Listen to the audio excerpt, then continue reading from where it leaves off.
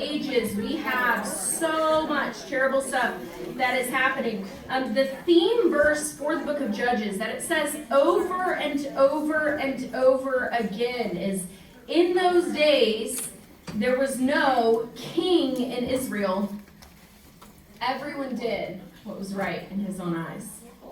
If you want a song for that, I've got a song for it. In those days, there was no king in Israel, so we're going to go crown and crossed out. Everyone did what was right in his own eyes. And if people are doing what's right in their own eyes, what is it about to be? A mess. Yeah, a mess. Because is the default of our hearts to walk in God's ways? Is our default to live as God designed us to live? No. And so what we see idolatry is widespread and immorality. We often focus in the book of Judges on all of the other things that are happening, but there is widespread. The one thing that unifies these people during this time is their widespread idolatry and immorality. So this dark ages of the Judges, they go into the sin cycle, which some of you are familiar with because you've studied Judges before, and this is a pretty kind of common part of the book of Judges. There are different ways you can describe the sin cycle. We're going to put it down here. But oftentimes people of Israel would sin. They would follow idols. They would say, I know a way to live that is better than God himself. And so God would allow them, you're not my people? You're not going to act like my people? You're going to say, hey, we're independent of you? Okay. And so then they would be oppressed by a foreign power. The Midianites, the Philistines were often oppressors in those times. The Amalekites, not the Amalekites. There's a couple of others in there. The Philistines were kind of one of the bigger oppressors of the people of Israel. And so they would be oppressed. If you want a picture of oppression, if you're like, what would that feel like? Watch the first 15 minutes of A Bug's Life. The grasshoppers and the ants. That literally is the picture. Stealing their food. I mean, it's exactly what the Bible would describe was what was happening during that time. Moabites. That was who I was thinking. It was the Moabites. So there are all of these things. So then they would cry out to God, and because God is faithful to his covenant. You're my people. I'm not going to abandon you. I will take care of you. He would raise up a deliverer, a judge. Now, right here for the deliverance, you are going to draw a horn of oil because God would raise up, so like kind of do some, I don't even know what color you want to use for this. But the judges would be anointed for a specific task. That meant God chose them. Anointing with oil represents the Holy Spirit coming upon you to enable you to complete a task. In this case, delivering Israel from their enemies. But despite the fact that God would be kind and bring deliverance, the people still return to sin. And it's a cycle. There are 7 major cycles in the book of Judges. In those days, there's no king in Israel. Everyone does what's right in his own eyes. The book of Judges ends with a really terrible story of the Levite and his concubine and all these things. A civil war breaks out, and it ends with this phrase, there was no king in Israel. And you think, man, these people are abandoned. And then you turn the page. And the very first line of the book of Ruth says this, in the days when the judges ruled, when everyone is doing what's right in their own eyes, there is one man who does what's right in the eyes of God. And God uses these two. We're going to do another yellow circle right here. And God uses Boaz and Ruth and uses their love story, it is a love story, as part of his love story to say, Israel, I'm going to be faithful to all of my promises, to all my covenants. I'm going to be faithful to this. I will not abandon you. By the way, how did Boaz know how to do what's right in the eyes of the Lord when no one else around him did. How did he know how to treat women with respect in a time when no one else was? He learned it from his mother, Rahab.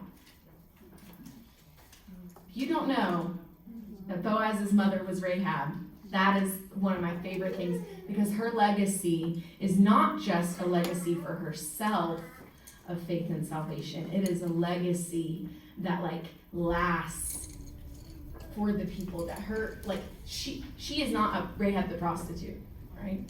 She is Rahab the good mother who raised a godly son, who knew what it was like to do what was different than the people around him. And what does the book of Ruth end with? It says, Boaz and Ruth gave birth to a son whose name was Obed, who was the father of Jesse, who was the father of King David. What the story of Ruth is has to be read in this big story. Because in this darkness, God is going to be faithful to give them a king, to make them into a nation. And that's what he does. But it requires because they're just a loose confederation of tribes. All of the judges, and we're going to draw this down here. You can pick whatever color you want to draw this. We haven't used orange recently, so I'm going to use orange. You can use whatever color you like. You're like, we haven't done enough purple. All of the judges were what we call LOT. It's an acronym. They were all local, occasional, and temporary. All the judges, they'd pop up in an area. There's maps of the judges and where they kind of did. They are all local, occasional, and temporary. But God is writing a story. And so he's going to bring together the people of Israel. You can use whatever colors you want to draw. We're going to draw some arrows, just kind of uniting the people together. In this time, one of the most important figures in the whole Old Testament, which is a very strong word to say, is Samuel. Samuel is the last of the judges and the first of the prophets. So we're going to give him a red or pink, whatever color you use for God, heart. Because what did the prophets speak of? God's love and his faithfulness. So we're going to give him a heart for lips. Samuel is the last of the judges, the first of the prophets. And it says he judged all Israel. This is 1 Samuel 3:20. He judged all Israel all the days of his life. It says that everyone, and if you have a map, you can look at this. This map right, the colored map right here. I love this verse. When my students saw this, they were like, this is the coolest thing ever. It says in 1 Samuel 3, it says, everyone from Dan to Beersheba knew that Samuel was a prophet of Yahweh. Now look and see if on your map you can find Dan and Beersheba. Don't say it until you try to circle them on your map. If you it's the colored map. I don't have it, but it's the one that's colored of the tribes. See if you can find Dan. There's not Dan the tribe, Dan the city.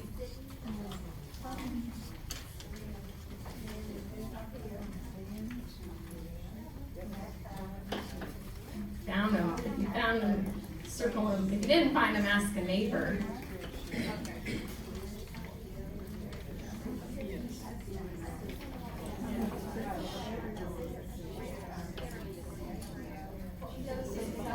Dan to Beersheba. Okay, so what do you know? If you look at the map, what do you see now? What is true about Dan? Where's Dan? Very top. Where's Beersheba? Largest major city at the bottom. What the Bible is trying to tell you there is, it's kind of like saying New York, California, coast to coast. Everyone knows, everyone hears, worldwide. Everyone knew Samuel was established as a prophet of Yahweh, so he unites all of Israel and is a transitional figure. During this time, the people of Israel start saying, listen, we don't want to be holy anymore. We don't want to be Yahweh's people. We don't want to be different. We want to be like all the other nations. And so they decide they want a king. God ends up allowing them to have Saul as a king. Worst thing God can give you is what you want, right? See it again? Okay, we're going to draw right here it goes up, okay, like this. Now, if all you have room for is like this, it's going to be like two two lines that go out, and then we're going to draw 3 crowns for the United Kingdom. Some of you may only have enough room to draw just the crowns, and that's it. If you have more room than that, that's good. You should have kind of enough room for us to go up and then do the divided kingdom. But if all you have room for is the crowns, that's fine. Is the crowns, that's fine. So I'm going to draw it for you so you can see it. It's going to look like this. I'm going to draw it so you can see. We've got to put 3 crowns in here. So like about that big is how mine is. And then I'm going to go ahead and draw the crowns just so you can see them.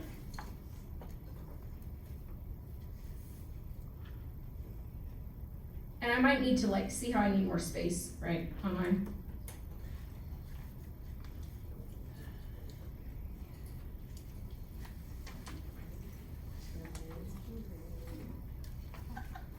Okay.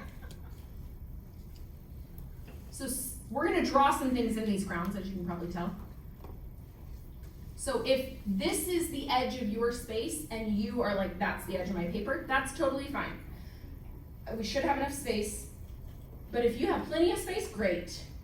That means you might get the whole Old Testament on the front side, which is great for you. So Saul ends up becoming, we have these 3 kings, and this is what we call the United Kingdom, the golden age of Israel.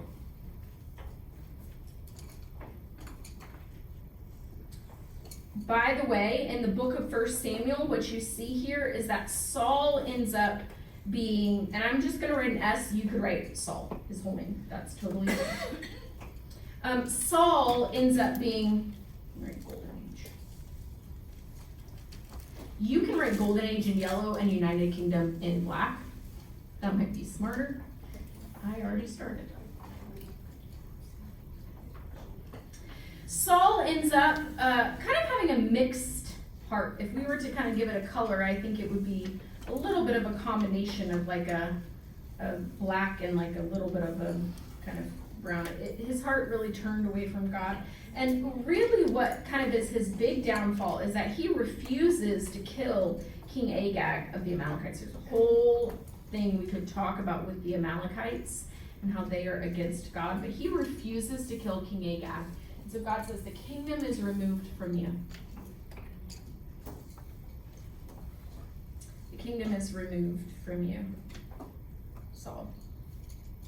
And God chooses a man after his own heart, David. Now, David is probably most known, and we get to draw one of my favorite things, which is a sheep. Now, some of you are like, oh, Sarah. Oh, no. I'm going to show you how to draw a sheep. Everyone ready? I'm going to draw, don't draw it yet, because I'm going to draw it kind of bigger than I would in the box. I'll just draw it over here so you can see it. Here's how you draw a sheep. Normally I put a sheep in my creation box too, because I like them. You're just doing a cloud, and then you kind of do like one long little thing, okay? Then, make an ear, an eye, and legs. There's your sheep. Let's do it again, okay? We're gonna do it together. Don't you worry. So David is the shepherd. So we're gonna draw it in here a little small. If you just wanna make a little cloud and it look like, you're like, there's my sheep. That's all I got. So I'm just gonna do little circles. And then I just do a little bloop, bloop, bloop, bloop.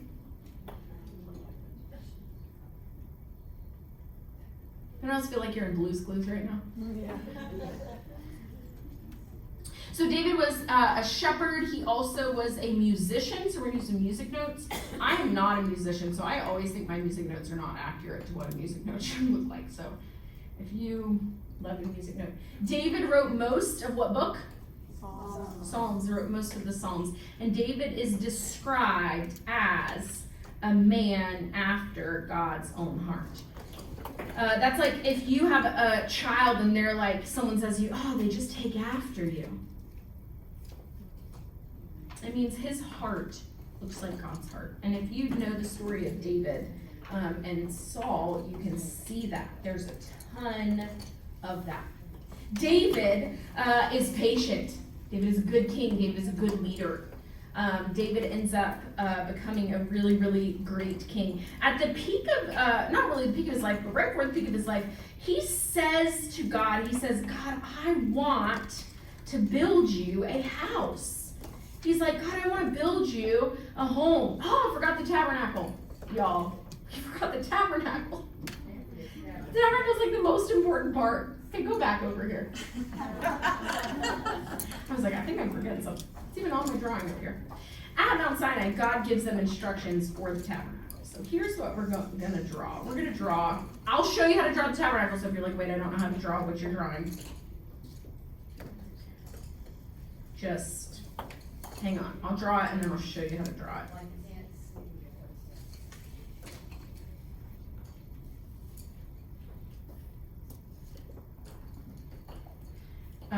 And I'm going to write tabernacle right here.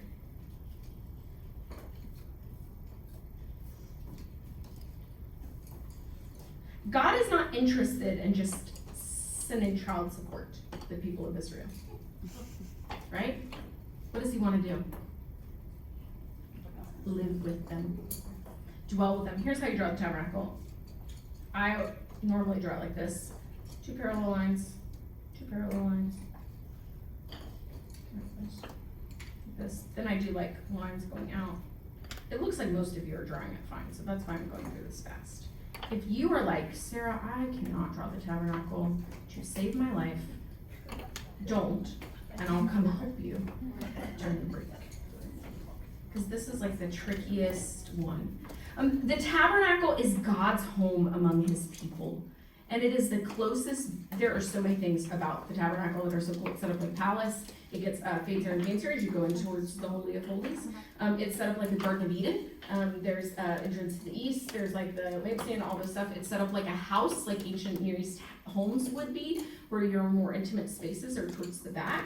Kind of your dwelling place. It is set up, and it was at the center of Israel's camp. God wants ultimately to be with his people, and this is the closest, right? Like if this is God's design, is for him to be with us, this is the way for him to be close to the people. And so this tent, it was a literal tent. It's about this quarter of a football field. So if we were to measure it out, it'd be the size of a football field, not really huge. Well, David is like, God, you have lived in a tent. I don't want you to. I want to make you a home. God, I want to make you a house. And this is God's response. No, I'll build you a house. That's actually God's immediate response. No, I'll build you a house. But what David means by house is a temple. What God means by house is a dynasty, like the house of Tudor, right? And he says, I'm going to make you a house. So we're going to draw, that's the Davidic covenant. So go ahead and put a purple box around it. And then we're going to draw a throne.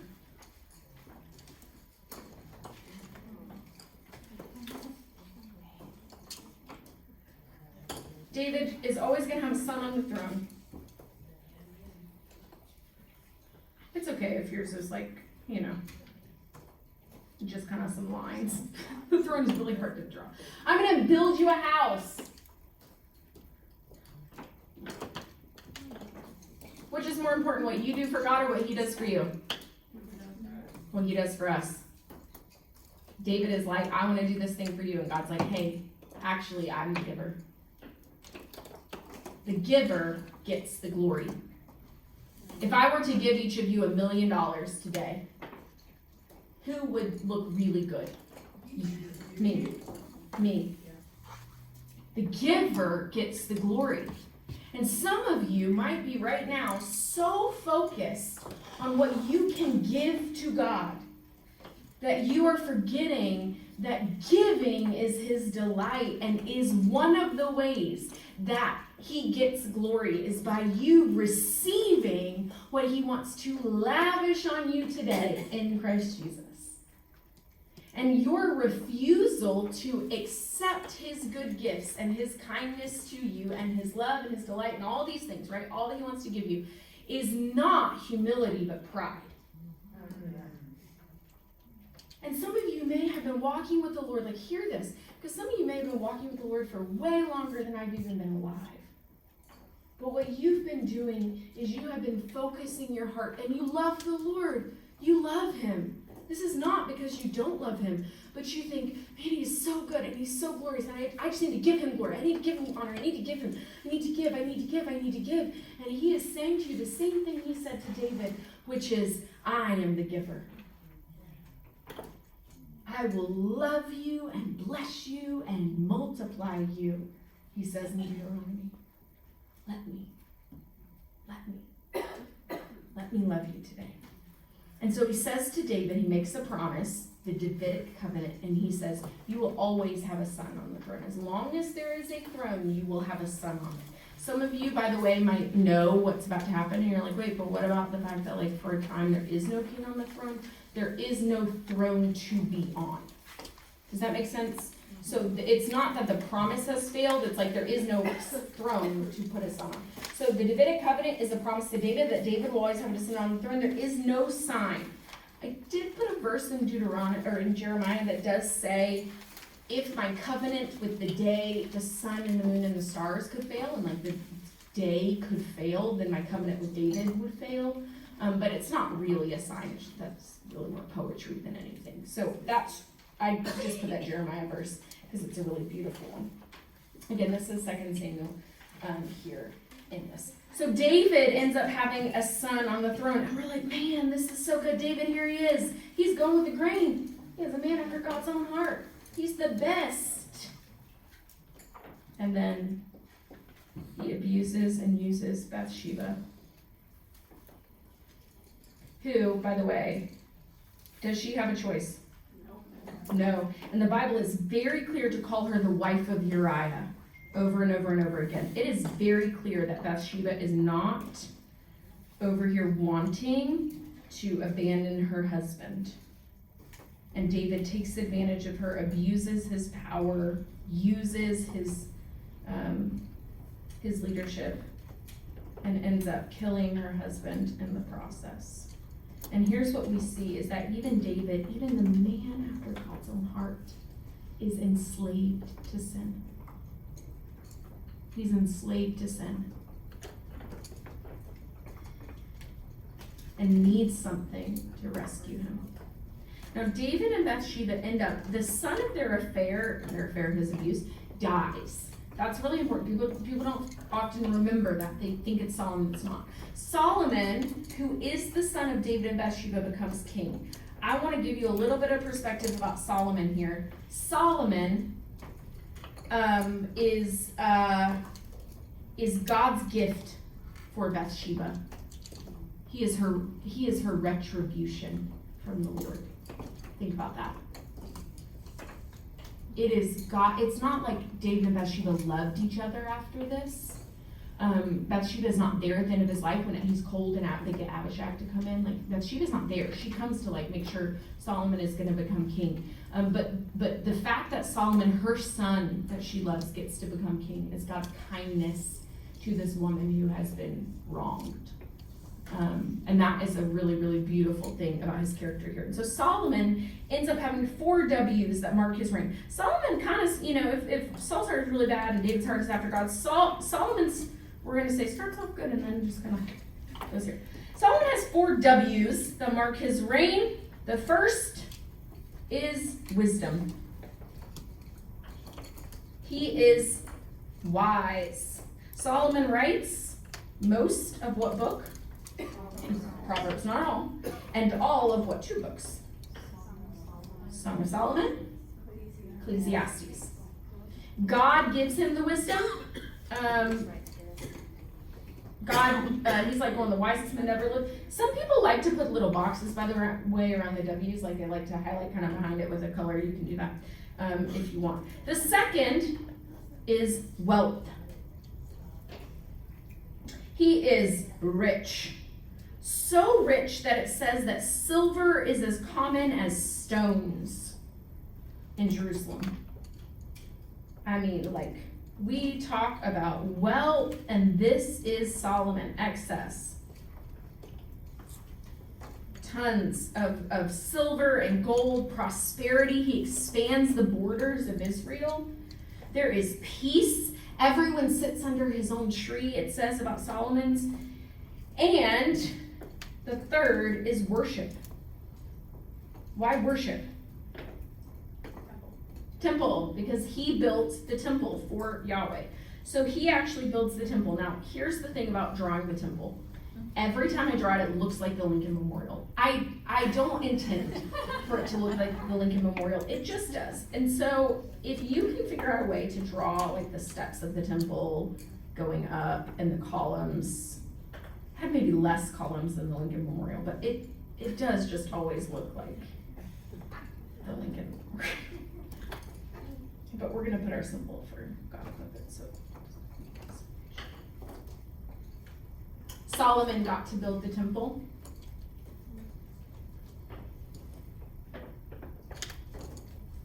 Here's the saddest verse in the whole Bible, though. I think it's really is the saddest. Like if you're like, oh, what is the saddest verse? 1 Kings 11:1. King Solomon loved many foreign. That verse doesn't seem like it's not big of a deal. You're like, well, it's a random verse in the middle of 1 Kings. It is the turning point for the entire rest of the Old Testament. That right there, 1 Kings 11, the last of you is women. How many total? About 1,000. It was 700, 300 wives and 700 concubines. 1,000 women. So we're just going to draw a mass of women right here. Who turned his heart away from the Lord. One of the verses that I recommend you memorize, I would make my students memorize it, is Numbers 23:19. It says this, God is not man that he should lie, or a son of man that he should change his mind. Has he said, and will he not do it? Or has he spoken, and will he not fulfill it? God does not lie. What God said in Deuteronomy is, if you marry these foreign women, they will turn your heart away from me. And Solomon said, it's fine. It won't. I can do this.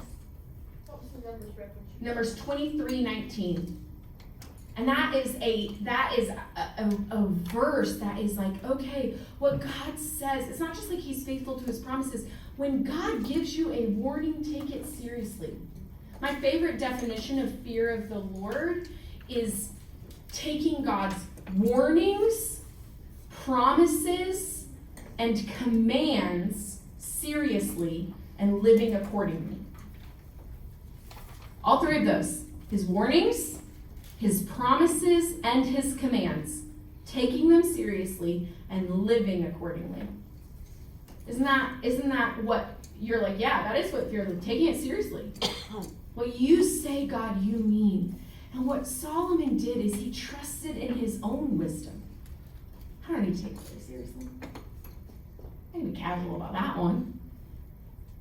And it ended up, what they did, it wasn't just he worshiped or had these women, they turned his heart away from Yahweh and he began to worship other gods. I'm going to read what it says right here. Now King Solomon loved many foreign women along with the daughter of Pharaoh, Moabite, Ammonite, Edomite, Sidonian, and Hittite women, from the nations concerning which Yahweh had said to the people of Israel, you shall not enter into marriage with them, neither shall they with you, for surely they will turn away your heart after their gods. Solomon clung to these in love. He had 700 wives, princesses, and 300 concubines, and his wives turned away his heart.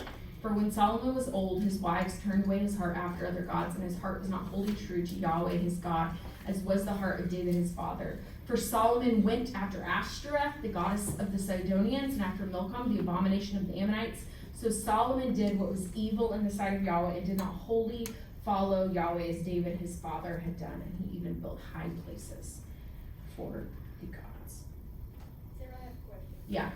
Is there an explanation as to why he had so many wives?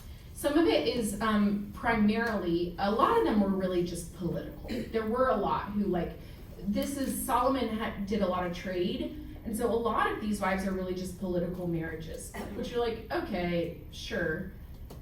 I think it speaks more to his desire for power and control, right, and influence that he does all of this. But then he did love them, right? Women are clearly a weakness here. what in this text, and if you're like I want to go look at some stuff on my own, that's really fun. In this text of chapter 10 through 11 of 1 Kings, so 10 through 11 of 1 Kings, it's going through kind of what's happening with Solomon and the prosperity there. In Deuteronomy 17, God gives instructions for the kings of Israel, what they were supposed to do. They were not supposed to do 4 things. They were not supposed to accumulate wealth. They were not supposed to have a lot of wives. They were not supposed to go to Egypt. They were not supposed to have horses.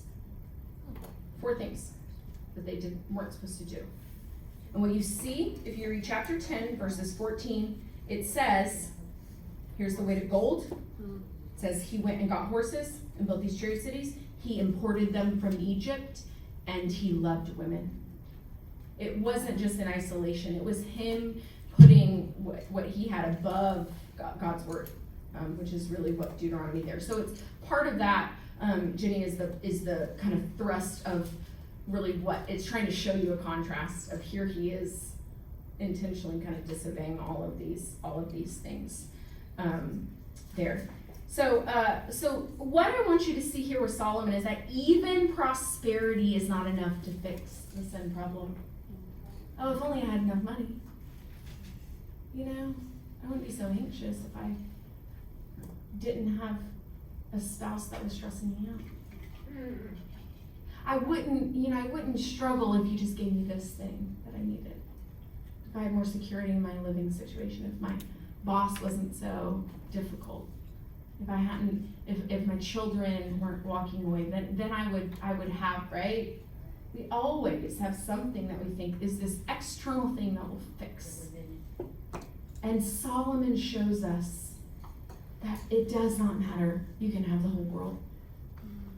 The problem is not outside of me. It is in me. It is in me. And we see more and more and more. Now here during the United Kingdom, before we get here, what promise is fulfilled?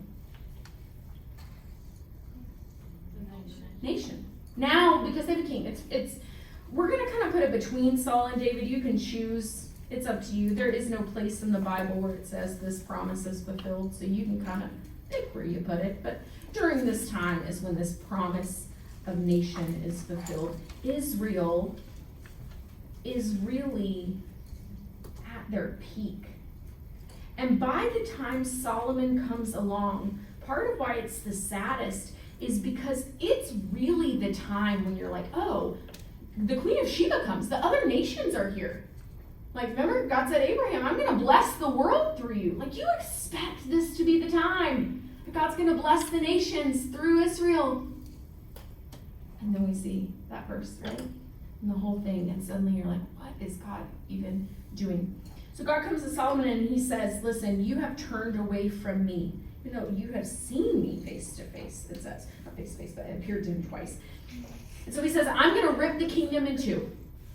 But because for the sake of David and for the sake of Jerusalem, I don't normally teach this, so I'm going to go back to it because I think some of you might like it. Remember how I said to note in your colored map where Jerusalem was? Let's talk about David picking Jerusalem. So, David, when he becomes king, before this, there are a couple of places where, like the Ark of the Covenant is. There are different places where everything is during the time of the judges, and then later. Gibeah was Saul's capital, which I don't think is on this particular map right here. And then I don't think it is. And then Hebron down here in Judah, it's kind of beside Judah, was David's when David was leading Judah. It was the capital. David actually, this is one of the things about David that is crazy to me. Not only was he running from Saul, knowing he was going to become king for a really long time, but after Saul and Jonathan died, David does not become king of all Israel right away. Ishbosheth, who is another son of Saul, not Jonathan, right? Ishbosheth's just this other son of Saul, becomes king over all of Israel, but Judah follows David, like they kind of had. So David's capital there is at Hebron. He waits 2 more years. Think about how hard those 2 years would be. Like, Saul's gone, you know you're going to become king, all this stuff. So David finally becomes king. The trajectory of 1 Samuel is really David's rise. And David has to choose where to make the capital. Now, he could stay in Hebron. That's been his capital. Probably got palaces and things like that, right? Does anyone know what tribe Saul was from? Benjamin. So when David chooses Jerusalem as capital, number one, it was in Benjamin. So he's showing all of Israel that he is king over all of them. He's not just a king of Judah. It's a politically, it's a smart, wise capital to choose. But it also was a Canaanite stronghold still. So it at that point it still was a Canaanite stronghold. So he removes the Canaanite stronghold. While he does that, it has a story of him conquering them, and it was on a hill, easily defensible, really great city. So David is the one who makes it the capital of Jerusalem, or the capital of Israel, and it is that's why it's called the city of David, because he's the one that picks it as the capital. It was not Saul's capital. It was not the capital until David made it the capital during that time. So when Solomon sins and God comes to him, he says, for the sake of David and the sake of Jerusalem, I'm not going to rip the kingdom away during your lifetime, Solomon. I'm gonna actually tear the kingdom away from your family. But what had God promised David? Always have a son on the throne. So he says, I can't break that, even though you deserve to have it totally thrown away. So what I'm going to do is I'm going to rip the kingdom away from your family, except for one tribe that I'm going to give you. I'll give you, so that way I can keep my promise to David. So Solomon, it doesn't happen during his lifetime, not because of his goodness, but because of God's promise to David. But his son, so we're going to put him right here. His son, Rehoboam, becomes king. Sarah? Yeah. Are you going to show that Saul's heart went bad? Or do you just leave it? Oh, Solomon's? Solomon's. Yeah, you can do, so like I have it kind of like turning. You could do like a black half if you wanted, or you could do a black arrow. Like I just didn't draw that, but yes, you could do that there. So Rehoboam ends up becoming king of all of Israel, and the people though are really unhappy. There was a guy, Jeroboam. God says to Jeroboam, he says, Jeroboam, hey, he sends a prophet to him, and the prophet, I think it's Ahijah, says to Jeroboam, listen, God actually has appointed you, Jeroboam, to be king over the 10 northern tribes. And guess what, Jeroboam? If you walk in his ways and you do what he asks you to do, you can have a dynasty like David. Wow, what a promise. He says, all you have to do, go with the grain. Do things God's way. Trust him. You're going to have a dynasty like David. What a promise. Oh, it's going to be so good. Well, Jeroboam ends up leading the people to ask Rehoboam if he can lighten the labor demands on them, and he says no. He listens to his young, dumb friends. There's a word in that for, anyone who is younger, don't listen to your dumb friends. It's to fulfill the will of God. But basically he's like, my father made it hard, I'm going to make it even harder. He beat you with whips, I'll beat you with scorpions.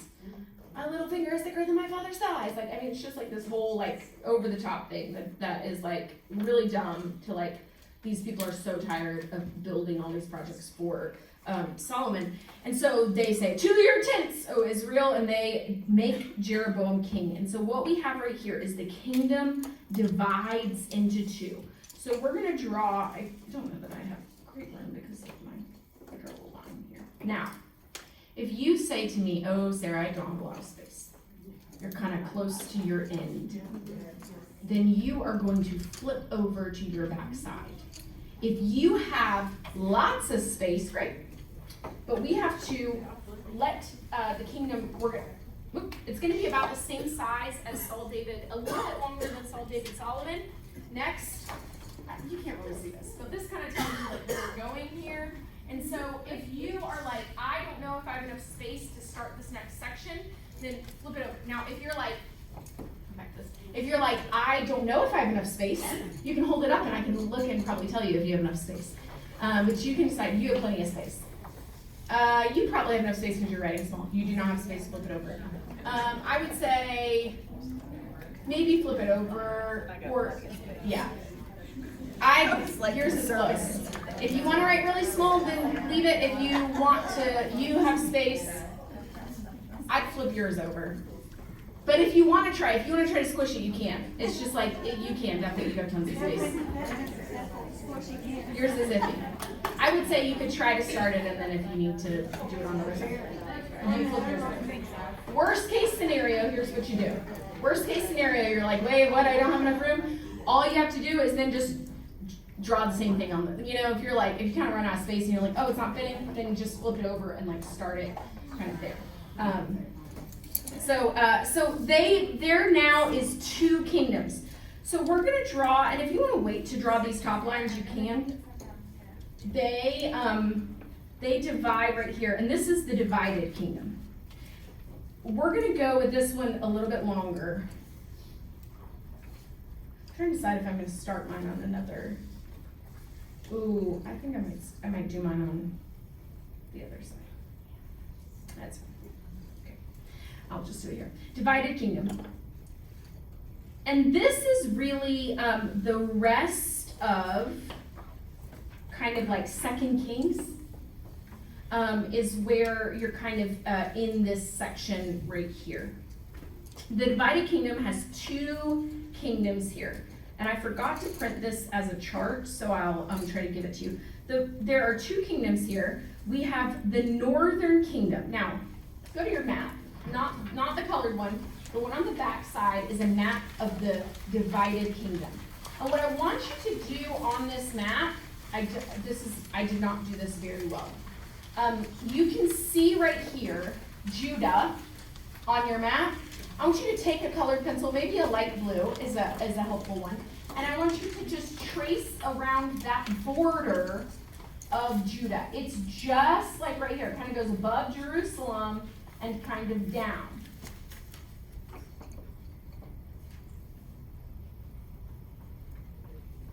So just around Judah, kind of just trace around the border.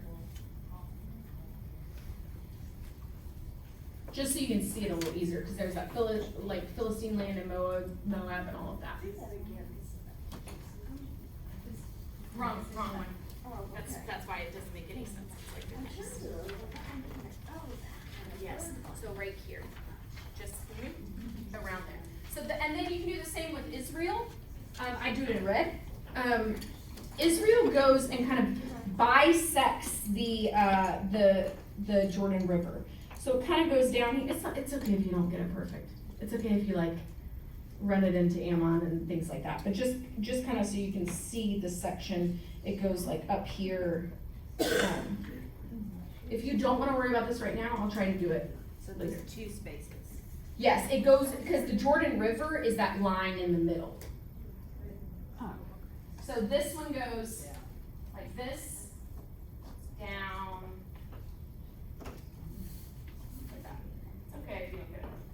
Come over here and show what a river is.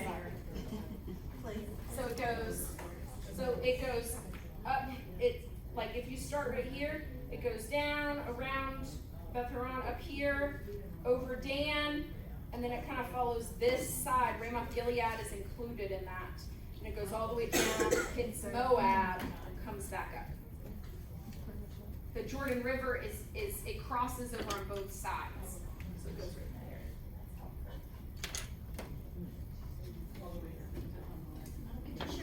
there. Yes.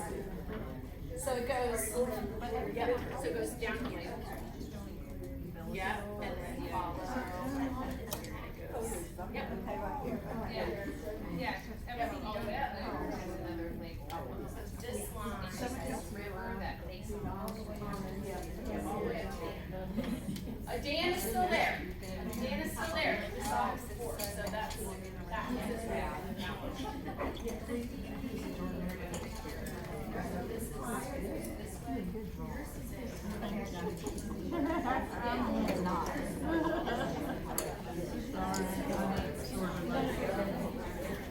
Enjoyment again.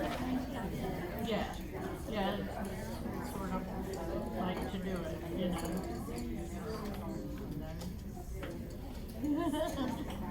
Just piddle at it. I used to color it a lot. So, yes.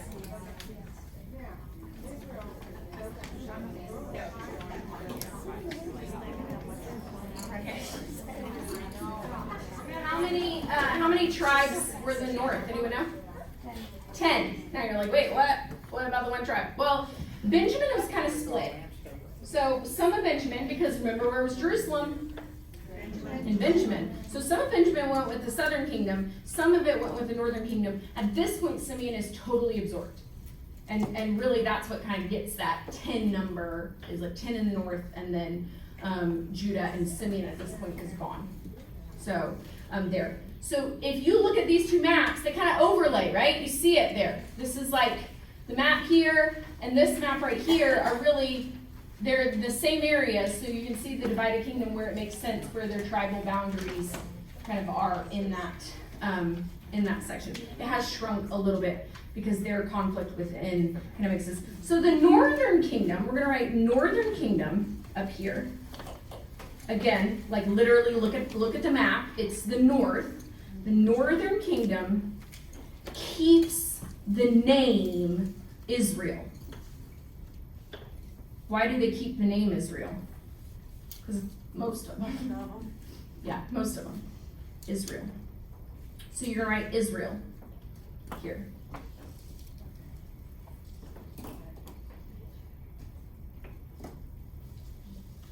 The Bible will sometimes say Israel, and then when you get to this place, then it's going to say Israel, and it means all of Israel, or sometimes it literally just means the northern kingdom.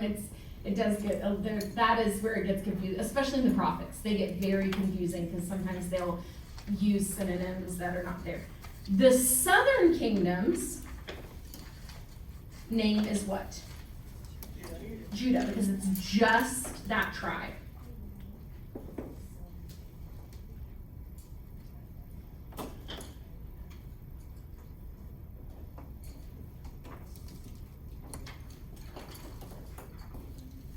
And Judah ends up keeping, and this is not really, this is a little bit of an anachronism, which means a thing out of time. But we're going to put a Star of David right here. Because the southern kingdom got the Davidic line. Makes sense, right? Judah's the rulers. And they got Jerusalem. So you can write Jerusalem right here. The capital of the northern kingdom is Samaria. It's the town that was the capital of the northern kingdom. Where have you heard about Samaria? The Good Samaritan. Or you can get to where the Samaritans come from. But that is, Samaria is the capital. Sometimes the Bible is going to say Samaria, and it's referring to all of Israel. It's like a metonymy of like, okay, here's this. We're like if we said Washington, D.C., right? We mean all of America. And then here's, God told Jeroboam, if you like worship me, then I'm gonna keep this here. I'm gonna make you a dynasty. But instead of trusting God, Jeroboam gets really scared that the people are going to, if they go back to Jerusalem to worship Yahweh at the temple, place that God chose, and they're gonna go back and they're gonna want David's family. And so Jeroboam sets up golden calves. Here's your gods, O Israel, an echo of Exodus 32. And he sets up golden calves in 2 cities, look at your map, and find them, Dan and Bethel.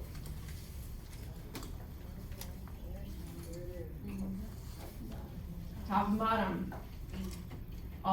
He's saying, here it is, right? This land belongs to these gods, these idols. And idolatry ends up being really prevalent throughout the entire rest of this. So we're going to draw a bull. It's not great. My bull is like it's not great. Okay, you can do like a little, golden calf there.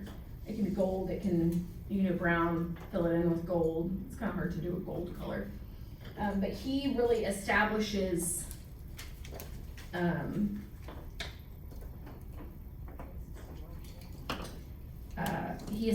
idol worship, and the northern kingdom never walks away from this. There are 20 kings in the north, and they are all bad. The worst of them is who? Ahab. Ahab is the worst of the kings of the north. Why? What did he and his wife Jezebel establish? Yeah, Baal worship in the north. So there is a lot of idolatry in the north. Baal worship is particularly bad. Very, very, very, very, very wicked things. Cult prostitution is a very common part of all idol worship, northern and southern kingdom. The southern kingdom does not. They sometimes have some Baal worship. Primarily, like during the reign of Athaliah, they worship Baal. But Baal is really like established as kind of the god of the north. So Baal worship is really primarily in the north, but they did all kinds of high places, they never worship Yahweh again, ever again. And they are continually changing dynasties. Jeroboam, his family dies, then the next dynasty, then the next one, next family, it's assassinations galore. I mean, it's just like total instability. And the southern kingdom doesn't get much better. And these are God's people. These are the people to whom God made these promises. These are the people who have the stories. They are still enslaved to sin. We're going to pause here, and we're going to talk then about the rest of the divided kingdom, exile, and then New Testament. We are ahead of pace, which is good. So that is a good sign for our New Testament. So